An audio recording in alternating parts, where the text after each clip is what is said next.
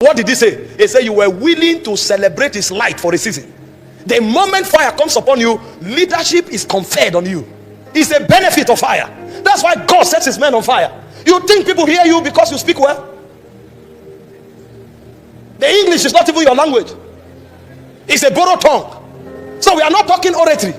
When men hear you, they hear you because there's a voice in the spirit saying, this is my beloved son, in whom I'm well pleased. Hear him.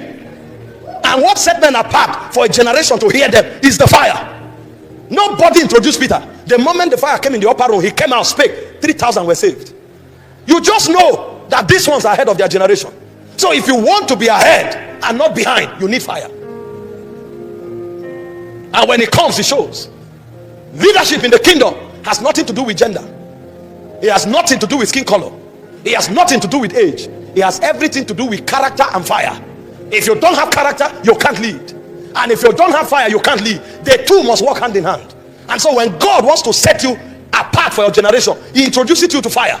Moses ran away from Egypt, afraid of Pharaoh. Exodus 3 from verse 1. He went to the backside of the wilderness, even Horeb, the mountain of God. And suddenly he saw a bush burning that was not consumed.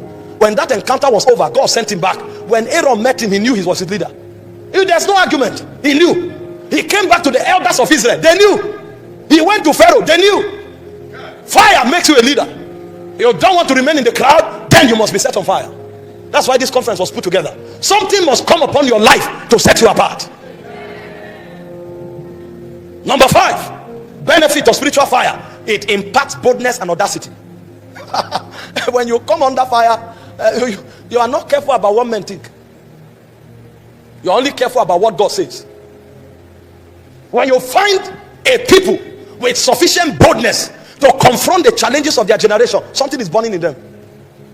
You don't talk because you are motivated. You talk because you are inspired.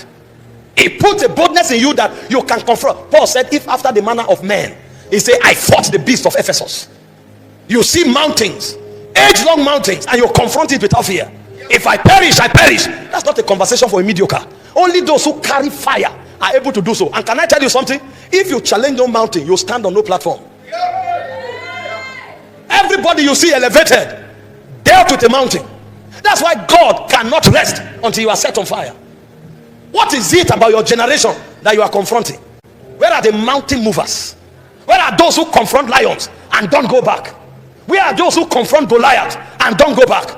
We are in a generation where boldness in the spirit is being depleted, because most of what we are doing is artificial build of momentum.